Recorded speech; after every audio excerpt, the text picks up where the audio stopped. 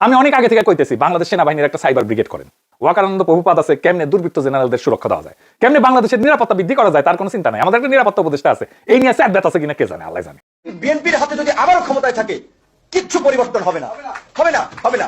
তার জন্য অবশ্যই আমরা কিভাবে আগামীতে রাষ্ট্র ক্ষমতায় যেতে পারি সেই চিন্তা ভাবনা আমাদেরকে করতে হবে। এই মুহূর্তে বাংলাদেশের বাস্তবতায় বিএনপি ব্যতীত অন্য কোনো দলের হাতে রাষ্ট্র ক্ষমতা দিলে তারা দেশ পরিচালনা করতে পারবে না। বিএনপির সাথে যে রাজনৈতিক দলগুলো একতাবদ্ধ হয়ে জোটবদ্ধ নির্বাচনের জন্য প্রস্তুতি নিচ্ছে বা সামনে অগ্রসর হচ্ছে, এরা চরম বেকায়দায় পড়েছে। এদের শাস্তি যদি না হয় এক্সাম্পলারি শাস্তি, তাহলে বাংলাদেশ টিকবে না। দর্শক, বাংলাদেশের বর্তমান রাজনৈতিক প্রেক্ষাপট নিয়ে খুবই তথ্যবহুল কিছু ভিডিও আজকে আপনাদের সাথে শেয়ার করতে যাচ্ছি। সবাইকে বলবো একটু ধৈর্য সহকারে আজকের ভিডিওটি পুরোপুরি দেখবেন এবং প্রত্যেকটি বিশ্লেষকদের বিশ্লেষণগুলো মনোযোগ সহকারে শুনবেন। তাহলে বাংলাদেশের বর্তমান রাজনৈতিক প্রেক্ষাপট নিয়ে গোপন কিছু তথ্য আজকের এই ভিডিওর মাধ্যমে আপনারা জানতে পারবেন। তো বুঝতেই পারছেন, ভিডিওর শুরুতে যেহেতু আপনারা অনেকগুলো ভিডিওর অংশ বিশেষ দেখেছেন, তো আজকের ভিডিওটি আসলে কতটুকু গুরুত্বপূর্ণ সেটা অলরেডি আপনারা আন্দাজ করতে পেরেছেন। আমি কথা বাড়াবো না, সরাসরি মূল নিউজে নিয়ে যাওয়ার আগে বলবো, যারা এখন পর্যন্ত আমাদের এই ইউটিউব চ্যানেলটি সাবস্ক্রাইব করেনি, প্রতিনিয়ত এই ধরনের আপডেট গরম খবর পেতে আমাদের এই ইউটিউব চ্যানেলটি সাবস্ক্রাইব করবেন। যারা ইতিমধ্যে সাবস্ক্রাইব করেছেন ধন্যবাদ। চলুন একটা লাইক দিয়ে সবগুলো ভিডিওর বিস্তারিত আলোচনা শুনে আসি। তারা বাংলাদেশকে শান্তি থাকতে দেবে না, বাংলাদেশকে আফগানিস্তান বানিয়ে দিবে, যুদ্ধ লাগাবে, ধ্বংস করে দেবে। এই তত্ত্ব নতুন না। বিএনপির বাটপার শাখার প্রেসিডেন্ট আছে না, বাটপার তারেক, এই তত্ত্ব দিয়েছিল ডাকসু নির্বাচনের আগে, শুনে আগে ক্যারিশমা করে মেকানিজম করে শিবির জিতলো। আমি বলতেছি যে শিবির জিতলে ঢাকা বিশ্ববিদ্যালয়ের কোনো ছাত্র সংগঠন এটাকে মানবে না, কেউ মানবে না। এই নির্বাচন বাতিল হয়ে যাবে, কারণ এটা গ্রহণযোগ্য না। এটা বাংলাদেশের সাথে সাংঘর্ষিক, ডাকসুর সাথে সাংঘর্ষিক। নির্বাচন দাঁড়াতে পারে সব কইরা, কিন্তু জিতলে কেউ মানবে না। তুমি ছাত্র দল জিতলে মানবে, সবাই মানবে। বিনিয়ামিন জিতলে সবাই মেনে নেবে, বাকির জিতলে মানবে, কারণ এরা হলো বাংলাদেশের পক্ষের শক্তি। কত বড় এদের হিম্মত, এরা বলে যে পাকিস্তানি সাদিক কায়েমকে ভোট দাও। তো এগুলো আমাদের স্মরণ রাখতে হবে। আমাদের অস্তিত্ব, আমাদের জন্ম, আমাদের স্বাধীনতা, এইসব বিষয় খেয়াল রাখতে হবে। শুনেছেন? এখন অনেকে কইবেন যে আপনি বাটপারকে কেন দেখাইতেছেন আপনার ভিডিওতে। ওই বাটপার তো পরিচিতি পাওয়া যাইতেছে। ও বাটপার যদি বিএনপির ন্যারেটিভ মাস্টার হয় তাহলে আই কি টান এই বাটপার বিএনপি ন্যারেটিভ তৈরি করে, আর বিএনপি বাকি সবাই সেটা তো বাকির মতো আওড়ায়। আগে মনে করতাম যে বিএনপি যা কইতে পারে না সেগুলাই বাটপার তারিখকে দিয়া কয়। পরে দেখলাম যে আরে না, বাটপারই আসলে ন্যারেটিভ তৈরি করে বিএনপির। এই বাটপার হচ্ছে সবচেয়ে বড় বুদ্ধিজীবী বিএনপির। ওই আগে ন্যারেটিভ তৈরি করে বিএনপি, তারপরে বিএনপির অন্যগুলা জামাই কোটের বুদ্ধিজীবী সহ সবাই যেটা ফলো করে। কি দুরবস্থা বিএনপির। তো এই ডরটা যে ছড়াইতেছে বিএনপি, এই ডরটা আসলে কেমন? আসলে এটা সত্যিকারের ডর, আমাদের ডরানো উচিত। আসেন সেটা বুঝে দেখি। এই ডরটা কোনো বিশ্লেষণ না, এই ডরটা একটা শাসনের ভাষা। আজকে আমি এই ডরটারে, এই ডরের যে ন্যারেটিভ, এটা ভেঙে চুরমার করে জয় বাংলা করে দেবো। রাষ্ট্র ধর্মে চলে না, রাষ্ট্র চলে স্বার্থে। আসেন আমরা একটা গভীরে যা বিষয়টা বুঝে দেখি। কারণ এই যে ডর, এই ডরটা অমূলক এবং এইটা একটা অবাস্তব ডর বিএনপি ফেরি করছে। আসেন আল্লাহ নামে শুরু করি। ইন্টারন্যাশনাল পলিটিক্স বুঝতে হইলে প্রথমে যে থিওরিটা জানতে হবে, তার নাম হইতেছে রিয়ালিজম। বাংলাতেও রিয়ালিজমই কইতে পারেন। এই চিন্তাধারা সবচেয়ে বড় তালে বড় ছিলেন হ্যান্স মর্গেনথাল। উনি কোনো পলিটিশিয়ান ছিলেন না, উনি একজন স্কলার ছিলেন, বুদ্ধিজীবী ছিলেন। দ্বিতীয় বিশ্বযুদ্ধের পরে পুরো বিশ্ব রাজনীতিকে বোঝার ভাষা উনি তৈরি করে দেন।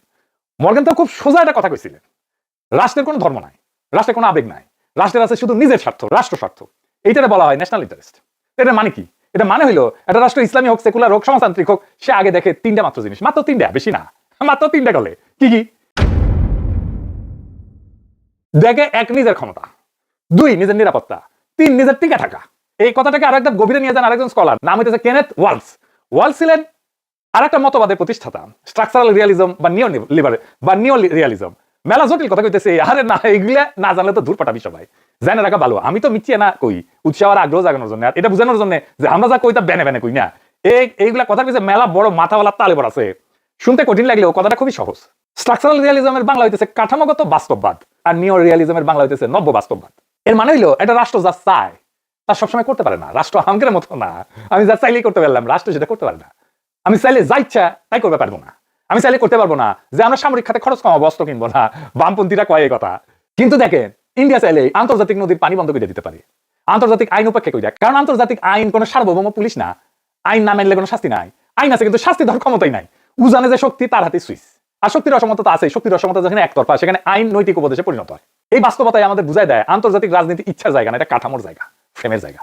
আন্তর্জাতিক শক্তির কাঠামো, ডলার আছে, অস্ত্র আছে, বাজার আছে, জোট আছে, এই কাঠামোই ঠিক করে দেয় রাষ্ট্র কি করতে পারবে আর কি করতে পারবে না। আপনি এমন একটা খেলায় নামেননি যেখানে নিয়ম নেওয়ার দরকার বেশি করা যাবে। আপনি ঢুকেছেন এমন এক খেলায় যেখানে নিয়ম লেখা আছে আগেই। এখানে প্রশ্ন থাকে না আপনি মানবেন কি মানবেন না, প্রশ্ন থাকে না মানলে আপনি টিকবেন কিনা। এই কারণে বহু ইসলামী রাষ্ট্র পশ্চিমের সাথে থাকে, ভালোবাসায় না, ধর্মের কারণেও না, নৈতিক বিশ্বাসের জন্যও না, কাঠামোর বাইরে দাঁড়ালে যে অর্থনৈতিক, সামরিক আর কূটনৈতিক শাস্তি আসে সেটা বহন করার ক্ষমতা না থাকার কারণে। এটাই কাঠামোগত বাস্তববাদ, বুঝেছাও? এইখানে কেউ বলে বিশ্বাসঘাতক না, কেউ আদর্শচ্যুতও না। এখানে শুধু একটাই প্রশ্ন কাজ করে, কে টিকবে বা কে ভেঙে পড়বে। আন্তর্জাতিক রাজনীতিতে রাষ্ট্র সিদ্ধান্ত নেয় না, রাষ্ট্র সিদ্ধান্ত মাইনা নেয়। এই কারণেই অনেক ইসলামী রাষ্ট্র পশ্চিমের সাথে বরাবর থাকে, অ্যালাইন থাকে, ভালোবাসায় না, ধর্মের কারণে না, কাঠামোর চাপে থাকে। আর যে শুধু ইসলামী দেশগুলো, মুসলিম দেশগুলো ইসলামপন্থীরা চাপে থাকে তা করে না। ধরেন চিলি, ভেনেজুয়েলা, কিউবা বা ইউক্রেন। চিলির জন্য কি অপরাধ ছিল? অপরাধ ছিল নিজের সিদ্ধান্ত নিজের নেওয়া। এটা ল্যাটিন আমেরিকার দেশ, 1970 দশকে গণতান্ত্রিকভাবে নির্বাচিত সমাজতান্ত্রিক সরকার ছিল, সালভাদর আয়েন্দের নাম। এই সরকার আমেরিকার বিরুদ্ধে কোনো ধর্মীয় যুদ্ধ ঘোষণা করেনি। তারা শুধু বলছিল আমাদের অর্থনীতি, আমাদের খনিজ সম্পদ, আমাদের নীতি আমরা নিজেরা ঠিক করবো। আজাদি, এই সিদ্ধান্তের নামই সার্বভৌমত্ব, মানে নিজের ভাগ্য নিজে নির্ধারণ করার অধিকার। ফলাফল কি হইলো? সামরিক অভ্যুত্থান করাইলো সিআইএ কে দিয়ে আমেরিকা, দীর্ঘ স্বৈর শাসন হইলো, হাজার হাজার মানুষ গুম হইলো, হত্যা হইলো। ধর্মের জন্য তো না, এটা ছিল নিজের সিদ্ধান্ত নিজে নেওয়ার শাস্তি। এইভাবে চিলি আমাদের শেখায় আজাদি চাইলে দাম দিতে হয়। ইউক্রেনে যুদ্ধের কারণ কি? ধর্ম তো না, নিয়ন্ত্রণ। ইউক্রেন আর রাশিয়া দুই দেশই তো খ্রিস্টান ঐতিহ্যের, একই দেশের অংশ ছিল দুইটাই। কিছুদিন আগেও ভাষা, সংস্কৃতি, ইতিহাস অনেক জায়গায় কাছাকাছি, নিজেদের মধ্যে বিয়ে শাদী হয়। তাহলে যুদ্ধ কেন? কারণ ইউক্রেন বলছিল আমাদের নিজেদের ভবিষ্যৎ আমরা নিজেরা ঠিক করবো, কার ছায়া থাকবো সেটা আমরাই ঠিক করবো, আমরা নেটোতে যোগ দেবো, আর যুদ্ধ শুরু। এই যে নিজের সিদ্ধান্ত নিজে নিতে চাওয়া, এটাই আজাদি। রাশিয়া এই সিদ্ধান্ত মানে নাই, কারণ জিও পলিটিক্সের সমস্যা তো ধর্ম না, আসলে সমস্যা হলো নিয়ন্ত্রণ হারানো। এই ইউক্রেনের উদাহরণটা খুব গুরুত্বপূর্ণ, কারণ এটাই প্রমাণ করে যে যুদ্ধ হয় ক্ষমতার জন্য, ধর্ম তার অজুহাত মাত্র। আচ্ছা এবার আসেন, কে শত্রু কে বন্ধু রাষ্ট্রের, এটা কে ঠিক করে? এটা একটু বুঝে দেখি। এই প্রশ্নটার একাডেমিক উত্তর দিচ্ছেন স্টিফেন ওয়াল্ট, আন্তর্জাতিক সম্পর্কের একজন খুবই গুরুত্বপূর্ণ স্কলার। কিন্তু উনি বলেন যে রাষ্ট্র শত্রু বানায় থ্রেট পারসেপশন দিয়া। থ্রেট পারসেপশন মানে কি? মানে আপনি কি বিশ্বাস করেন সেটা না করলে আপনি কি করছেন সেটাই আসল। এই কারণে ইরান শত্রু কিন্তু সৌদি আরব বন্ধু, দুটোই মুসলিম রাষ্ট্র। কিউবা শত্রু কিন্তু ভিয়েতনাম বন্ধু, দুটোই সমাজতান্ত্রিক রাষ্ট্র। ধর্ম না, আদর্শ না, আচরণই আসলে বিচার্য। তাইলে আমরা কি এই সিস্টেমের মধ্যে জিও পলিটিক্সের বাস্তবতা মাইনে নিব? আমরা আমাদের আজাদি, আমরা আমাদের নিজের সিদ্ধান্ত নিজে নিতে পারবো না? এখন এই আসল প্রশ্নটা আসে, এই সিস্টেম যেটা আমি এতক্ষণ ব্যাখ্যা করলাম, ডলার, অস্ত্র, বাজার, জোট, এই শক্তির কাঠামো, এইটা কি ভাগ্যের মতো মাইনে নিতে হবে? উত্তরটা হইল না। বড় কইরা লিখে দেন এডিটর সাহেব, না, এটা সাউন্ড দিবেন। কিন্তু এই না কোনো হিরোইক সিনেমার ডায়লগ না। এই যে ইনকা, আমি বিশ্বাস করি না, আমি বিশ্বাস করি না, এই না আসে বুদ্ধি, কৌশল আর ধৈর্য থেকে। আজাদি মানে এই না যে আপনি কাঠামো ভেঙে ফেলবেন। আজাদি মানে হইলো কাঠামোর ভেতরে নিজের জায়গা শক্ত করবেন। আন্তর্জাতিক রাজনীতিতে শক্তি মানে শুধু ট্যাঙ্ক না, শক্তি মানে নির্ভরতা কমানো, শক্তি মানে বিকল্প তৈরি করা, শক্তি মানে নিজেকে অপরিহার্য কইরা তোলা। আমি খুব স্পষ্ট করে একটা বাস্তব কৌশল বলি, দেখেন কিভাবে আমরা এই শক্তিটা অর্জন করতে পারবো, মানে আজাদি। আসেন সেগুলো দেখি। এক নাম্বার, একতরফা নির্ভরতা ভাঙা, মানে ডিপেন্ডেন্সি ব্রেক করা। যে রাষ্ট্র একটাই শক্তির উপরে ঝুলে থাকে সে আজাদ না, সে জিম্মি। বাংলাদেশের আজাদির প্রথম শর্ত হইল এক দেশ, এক বাজার, এক জোটের উপরে জীবন মরণ নির্ভরতা কমানো। এটা আদর্শ না, এটা সার্ভাইভাল স্ট্র্যাটেজি। আপনি ইউরোপে রপ্তানি করবেন, আপনি এশিয়াতে করবেন, আপনি আমেরিকার সাথে থাকবেন, আপনি মধ্যপ্রাচ্যে থাকবেন, আপনি আফ্রিকায় থাকবেন, আপনি ল্যাটিন আমেরিকায় থাকবেন, সব রাষ্ট্রের সাথে আপনি বন্ধুত্ব থাকবে, দেয় না থাকবে, বাণিজ্য থাকবে। যে রাষ্ট্রের বিকল্প আছে তার সাথে কেউ হুমকির ভাষায় কথা বলে না। দুই নাম্বার, সামরিক শক্তি না, কৌশলগত খরচ বাড়ানো। আমরা তো সুপার পাওয়ার হইতে পারবো না, এই স্বপ্ন তো আমাদের নাই, কিন্তু আমাদের রাষ্ট্রের নিরাপত্তা লাগবে। আমরা এমন একটা রাষ্ট্র হইতে পারি যাকে আঘাত করলে খরচা বেশি পড়ে, কাফারা বেশি দিতে হয়। সরাসরি যুদ্ধ না, ধরেন আমাদের সাইবার সক্ষমতা যদি আমরা বাড়াই, আঞ্চলিক স্থিতিশীলতা এবং শান্তির জন্য যদি আমরা প্রয়োজনীয় ভূমিকা রাখি, তাইলে আমাদের অপরিহার্যতা বাড়বে। এগুলো দিয়ে রাষ্ট্র নিজের দাম বাড়ায়। আমি অনেক আগে থেকে কইতেছি বাংলাদেশ সেনাবাহিনীর একটা সাইবার ব্রিগেড করেন। ওয়াকারানন্দ প্রভুপাদ আছে, কেমনে দুর্বৃত্ত জেনারেলদের সুরক্ষা দেওয়া যায়, কেমনে বাংলাদেশের নিরাপত্তা বৃদ্ধি করা যায়, তার কোনো চিন্তা নেই। আমাদের একটা নিরাপত্তা উপদেষ্টা আছে, এই নিয়ে অ্যাডভাইস আছে কিনা কে জানে, আল্লাহ জানে। নিরাপত্তার ব্যাপারে সবচেয়ে যেটা গুরুত্বপূর্ণ প্রশ্ন সেটা কিন্তু এখানে যে আপনি নৈতিক কিনা, আপনি ঠিকঠাক কাজ করতেছেন কিনা।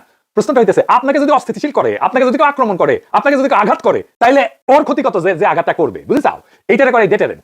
আমরা তুমি গলা পর্যন্ত ডুবাইতে পারবা আমি মানি, কিন্তু তোমার আমি কোমর পর্যন্ত নামাইতে পারবো, এইটা যদি বুঝে যায়। বিএনপির সাথে যে রাজনৈতিক দলগুলো একতাবদ্ধ হয়ে জোটবদ্ধ নির্বাচনের জন্য প্রস্তুতি নিচ্ছে বা সামনে অগ্রসর হচ্ছে, এরা চরম বেকায়দায় পড়েছে। এবং এইখানে যারা জোটবদ্ধ হয়েছে, বিএনপি বাদে জোটের অন্য শরিকগুলো একটা আসনও পাবে এরকম সম্ভাবনা উজ্জ্বল ক্ষীণ। তাহলে যারা বিএনপির সাথে জোট করলো তারা কি ঠকে গেল, নাকি তাদেরকে ইচ্ছাকৃত ঠকানো হলো, নাকি তাদের খুব সূক্ষ্মভাবে পূর্ব পরিকল্পনা অনুযায়ী তাদেরকে ঠকানো হলো? কোনটা? এখানে সবগুলোই প্রযোজ্য হতে পারে। কারণ বিএনপির জোটের যে অন্যান্য প্রার্থীরা রয়েছে, সম্ভবত 16টা আসন বিএনপি জোটকে ছেড়ে দিয়েছে। এই 16টা আসনের ভিতরে একটি বা দুটি আসন হয়তো তার শরিক দল পেতে পারে, বাকি সবগুলোতেই কিন্তু গোহারা হারবে। কেন গোহারা হারবে এর একটা ঐতিহাসিক কারণ আছে, চলেন আমরা সেই কারণটার দিকে যাই। তারপরে একটি ভিডিও আমি আপনাদের দেখাবো যে জোটের শরিকদের ভিতরে অন্যতম সবচেয়ে বড় বলা চলে নুরুল হক নূর, তার একটা ভিডিও দেখাবো। আর জামাত ইসলাম তাদের জোট প্রার্থীদের জন্য কি করছে এর একটা ভিডিও একেবারে তারা নিজে মুখে স্বীকার করেছে, সেটি দেখাবো। তাহলে আমরা চলুন আলোচনা করি যে কেন এই জোটগুলো হারার সম্ভাবনা এরকম উজ্জ্বল ক্ষীণ। আপনারা ইতিমধ্যেই অবগত হয়েছেন, এই যে বিএনপি তার শরিকদের 16টা আসন দিয়েছে, এই 16টা আসনের 16টাতেই বিএনপির খুব শক্তিশালী বিদ্রোহী প্রার্থী রয়ে গেছে। এখানে আরেকটা বিষয় তথ্য আপনাদেরকে দেই, নির্বাচনী যে আসনগুলো, এই আসনগুলো কিন্তু অধিকাংশই 2টি উপজেলা নিয়ে, 2টি থানা নিয়ে একটি আসন গঠিত অধিকাংশ জায়গায়। আর বিদ্রোহী প্রার্থীদের এখানে যে বিষয়টা হয়েছে, এক উপজেলায় একজন প্রার্থী আর এক উপজেলায় আরেকজন প্রার্থী, দুইজনই নমিনেশন পাওয়ার জন্য প্রতিযোগিতা করছে। এখন যখন দল একজনকে দিচ্ছে, এক উপজেলা থেকে একজনকে দিচ্ছে, তাহলে আরেক উপজেলার লোক সে বিক্ষুব্ধ হয়ে উঠছে, তখন সে স্বতন্ত্রভাবে দাঁড়িয়ে গেছে। তো এরকম অবস্থা বিএনপির 119টা আসনে। চিন্তা করবেন কিন্তু, এরকম অবস্থা বিএনপির মোট 300 আসনের ভিতরে 119টা। তাহলে এই যে অবস্থা দাঁড়ালো, এই অবস্থায় কি হয় সাধারণত, দুইজনের একজনও জয়লাভ করে না। কারণ আমি উদাহরণস্বরূপ মনে করেন কুষ্টিয়া 4 আসনকে দিয়ে উদাহরণ দেই। কুষ্টিয়া 4 আসন হচ্ছে খোকসা এবং কুমারখালী, এই 2 উপজেলা নিয়ে গঠিত। এখন এই 2 উপজেলায় মনে করেন ফর এক্সাম্পল মেহেদী আহমেদ রুমি এবং আনসার পরামানিক, আমি নাম কিন্তু অন্যজনের নাম বলছি, তো মেহেদী আহমেদ রুমি এবং আনসার পরামানিক দুইজনই নমিনেশন প্রার্থী। মেহেদী আহমেদ রুমির বাড়ি খোকসা, আনসার পরামানিকের বাড়ি কুমারখালী। মেহেদী আহমেদ রুমি ইতিপূর্বে কয়েকবার এমপি হয়েছেন। কুমারখালীর লোকজন খুব বিলা যে প্রতিবারই খোকসা থেকে নমিনেশন দেওয়া হয়, কুমারখালী থেকে দেওয়া হয় না, এবার আমাদের কুমারখালী থেকে দিতে হবে, না দিলে পরে আমরা খোকসার লোককে আর ভোট দিব না। এখন কেন্দ্রের কাছে খুব তোড়জোড় করে বললো, কেন্দ্র কুমারখালী থেকে ওনাকে নমিনেশন দিয়ে দিল, খোকসার লোকজন বিলা হয়ে গেল। তাহলে আমরা এতদিন এমপি ছিলাম, আমাদের জনপ্রিয়তা বেশি, আমাদের ভোট বেশি, আমাদের বাদ দিয়ে ওনাদের দিয়ে দেওয়া হলো, লেগে গেল কিন্তু কাজ্জা। তাহলে পরে কুমারখালীর লোক শুধু কুমারখালীওয়ালাকে ভোট দেবে, খোকসাওয়ালাকে দেবে না, আর খোকসার লোক শুধু খোকসাওয়ালাকে দেবে, কুমারখালীওয়ালাকে দেবে না। তাহলে একটা আসনের ভোট কিন্তু সমান 2 ভাগে ভাগ হয়ে গেল। যখন একটা দলের ভোট 2 ভাগে ভাগ হয়ে যাচ্ছে, অপরদিকে মনে করেন জামাতের থেকে দাঁড়িয়েছে আফজাল হোসেন। এখন আফজাল হোসেনের ভোট তো খোকসা এবং কুমারখালী কোনো ভাগ হচ্ছে না, 2 জায়গা থেকে কিন্তু আফজাল হোসেনের ভোট এক বাক্সে ঢুকছে। তাহলে এখানে জয়লাভ কে করবে? আফজাল হোসেন করবে। এরকম 119টা আসনে বিএনপির বিদ্রোহী প্রার্থী দাঁড়িয়ে গেছে, ওই এ থানা আর ও থানা। এরা কিন্তু কেউ এখনো পর্যন্ত নমিনেশন উইথড্র করে নাই। অবশ্য 20 তারিখ পর্যন্ত সময় আছে, দলও খুব কঠোর সিদ্ধান্ত নিচ্ছে। তো যত সিদ্ধান্তই নিক, রাজনৈতিক বিশ্লেষকরা বলছে যে এখানে কোনো কাজ হবে না, এই বিদ্রোহী প্রার্থীরা তারা তাদের নমিনেশন পেপার উইথড্র করবে না। তাহলে ভোট যখন ভাগ হয়ে যাবে, এই 119টা আসনে কিন্তু জামাতের প্রার্থী জয়লাভ করার সম্ভাবনা 95% সমূহ সম্ভাবনা, যদি মানে ব্যতিক্রম কোনো কিছু না ঘটে। তাহলে 119টা আসন কিন্তু বিএনপির ইতিমধ্যেই হাতছাড়া হয়ে গেছে। এই 119টার ভিতরে আবার 16টা হচ্ছে ওই যে জোটের প্রার্থী। এখানে এই 16টা আসনে যখন বিএনপির এই শক্ত বিদ্রোহী প্রার্থী থাকবে, তখন কি আর ওই শরিক দলের অন্যরা ভোট পাবে? পাবার কোনো সুযোগ নাই। সুতরাং তাদের কপাল তো পূর্বে। আর এর ভিতরে সবচেয়ে বেশি যে লোকটা ক্ষতিগ্রস্ত হবে সেটি হচ্ছে আমাদের নুরুল হক নূর। নুরুল হক নূর ক্ষতিগ্রস্ত হবে বেশি এই কারণেই, নুরুল হক নূরের আসলে রাজনৈতিক তার রাজনীতিটা ধ্বংস হয়ে গেছে, বাংলাদেশ থেকে শেষ, তার রাজনীতি একেবারে মরে গেছে, সে দিক হারিয়ে ফেলেছে। তার একটা উজ্জ্বল সম্ভাবনা ছিল, সে মায়ের খেয়ে খেয়ে যে পর্যন্ত এসেছিল। এই নুরুল হক নূর যদি বিএনপির জোটে না গিয়ে একা একাও নির্বাচন করতো, তবুও তার আসনটা সে হয়তো পেত, অথবা সে যদি জামাতের সাথে যেত তাহলে সে নিশ্চিত তার আসনটা সে পেত। কিভাবে পেত আমি একেবারে আসন বুঝিয়ে দিচ্ছি। নুরুল হক নূর তার যে যেখানে আসন দেওয়া হয়েছে, সেখানে বিএনপির একজন শক্তিশালী বিদ্রোহী প্রার্থী দাঁড়িয়ে গেছে, তাকে দল থেকে বলা হয়েছে সে নমিনেশন পেপার উইথড্র করবে না, কোনো মতো অবস্থায় করবে না। তো এই যখন তারা করছে না, তখন বিএনপি তাকে কি করছে? বহিষ্কার করছে। আর বিএনপির বহিষ্কার তো আমরা এখন বুঝতেই পারছি, জানি যতগুলোকে বহিষ্কার করেছে 5 আগস্টের পর থেকে প্রত্যেককে আবার দলে ফেরত নিয়ে এসেছে। সুতরাং এই বহিষ্কার আদেশ জাস্ট এক টুকরো কাগজ ছাড়া কিছুই নয়। যখন এরা এমপি হয়ে যাবে বিদ্রোহী প্রার্থী থেকে, তখন এদেরকে দলে নিয়ে নেবে। এটা জাস্ট একটা খেলা, এটা ওই বহিষ্কার খেলা একটা, তাছাড়া আর কিচ্ছু নয়। তাহলে নুরুল হক নূরের কপাল কিন্তু অলরেডি পুড়ে গেছে, একেবারে পুড়ে ছারখার হয়ে গেছে। এর ভিতরে নূরের যে সাধারণ সম্পাদক রাশেদ খান, ঝিনাইদহ থেকে সে বিএনপিতে যোগ দিয়ে নমিনেশন ভাগায় নিছে, ওটাও হারবে। এরপরে আমাদের এই যে ব্রাহ্মণবাড়িয়া 2 জন আছে, ব্রাহ্মণবাড়িয়া একজন আছে জুনায়েদ আল হাবিব, উনি হুজুর মানুষ আর কি, বেশি লোভ করতে গেছে, তো সে হারবে। তারপরে জুনায়েদ সাকি, 2 জুনায়েদ আর কি, 2জনই হারবে, একজনও জিতবে না। এখানে দুই জায়গায় বিএনপির বিদ্রোহী প্রার্থী রয়ে গেছে, তারা নমিনেশন পেপার উইথড্র করে নাই। সুতরাং কি হচ্ছে বুঝতেই পারছেন। আর অপরদিকে তো রুমিন ফারহানা আছেই। রুমিন ফারহানাকে আমরা আগে যতই মন্দ বলি আর যাই বলি, সে কিন্তু এখন নমিনেশন না পেয়ে সত্য কথাগুলো সে এখন বলছে। এখানে রুমিন ফারহানা হয়ে যাবে, এমপি হয়ে যাবে। এরকম আরো এই যে ঢাকা সম্ভবত 12 আসনে বামপন্থী একজনকে দিয়েছে, সেখানেও বিদ্রোহী প্রার্থী আছে বিএনপির, সব জায়গায় 16টাতেই রয়েছে। ওই যে বললাম টোটাল 119টার ভিতরে বিদ্রোহী প্রার্থী, তাহলে 119টা তো এসেই গেছে। যাই হোক, এবার চলেন ভিপি নুরুল হক নূর, সে একটা বক্তব্য দিয়েছে, আর আমাদের ঢাকা 8 আসনে এনসিপির নাসিরউদ্দিন পাটোয়ারি সে একটা বক্তব্য দিয়েছে। ভিপি নূর যেখানে হাই হাই করছে যে আমি আগে জানলে এই কাজ করতাম না, আর নাসিরউদ্দিন পাটোয়ারি সেখানে জামাতের প্রশংসায় পঞ্চমুখ। জামাত কিন্তু কোনো জায়গায় বিদ্রোহী প্রার্থী দেয় নাই, এমনকি নিজের পকেটের টাকা খরচ করে জোটের প্রার্থীর জন্য দিনরাত উজাড় করে দিয়ে কাজ করছে। জামাত শুধু কেন্দ্র থেকে তার প্রার্থীকে বলেছে তুমি বসে যাও, একেবারে বিনা বাক্য ব্যয়ে বসে গেছে, টাকা খরচ করেছে। কিন্তু সে শুধু তাই নয়, জামাত ইসলাম এই যে আসনগুলো শরিকদেরকে দিয়েছে সবগুলো কিন্তু এ ক্যাটাগরির। জামাত যেখানে নিশ্চিত আসন পায়, জামাত চাচ্ছে যে তারা আসন পেয়ে আসুক, তারা সংসদে আসুক, তরুণদের সংসদে আসা দরকার, জোট প্রার্থীদের সংসদে আসা দরকার। এই ক্যাটাগরির আসনগুলো ছেড়ে দিয়েছে। অপরদিকে বিএনপি যাদেরকে যে 16টা আসন ছেড়ে দিয়েছে, একটাও কিন্তু সব ওই বিএনপি যেখানে একেবারে খুব বাজে অবস্থা সেইখানে দিয়েছে সবগুলোতে। সুতরাং আসুন আমরা ওই আলোচনাটা শুনি। আমি যদি জানতাম এই জনপদে নির্বাচন করতে গিয়ে এইভাবে আমাকে আসলে এত যুক্তি ঝামেলার মধ্যে পড়তে হবে, তাহলে আমি এখান থেকে নির্বাচন করতাম না। ঢাকা শহরের মানুষ, রিক্সাওয়ালা থেকে শুরু করে একজন খেটে খাওয়া মানুষ টেলিভিশন পত্র পত্রিকায় দেখেছে আমার আন্দোলন সংগ্রাম, আমার নির্যাতন নিপীড়নের গল্প। জামায়াত ইসলামের সাথে কাজ করছি, তারা একলিপ্তি মাঠে আছে এবং তারা কাজ করছেন। আমাদের বিভিন্ন জায়গায় সমন্বয় সভা হচ্ছে, আগামী 1-2 দিনে আমার আসলে সকল সমন্বয় সভা হয়ে যাবে, সবাই মাঠে কাজ করা শুরু করে দিয়েছেন। তো ওনারা আমাদেরকে ভালো সাপোর্ট দিচ্ছেন। এখানে যে বিএনপির সাথে জোট হলে যেমন বিদ্রোহী প্রার্থীর সম্ভাবনা এগুলো নাই, তারপরে টাকা দেওয়া লাগে এটা লাগে না, ওনারা নিজ থেকে কাজ করতেছেন, মহিলারা বাড়ি বাড়ি যাচ্ছেন। তো এটা ভালো, আলহামদুলিল্লাহ আমাদের জোটটা ভালো হয়েছে এবং এর মাধ্যমে আমরা বড় ধরনের। দর্শক, আশা করি সবগুলো ভিডিও দেখেছেন এবং বিস্তারিত আলোচনা আপনারা মনোযোগ সহকারে শুনেছেন। শোনার পরে কি জানলেন বুঝলেন, অবশ্যই আপনাদের মূল্যবান মতামতটা ভিডিওর কমেন্ট বক্সে জানিয়ে দিন।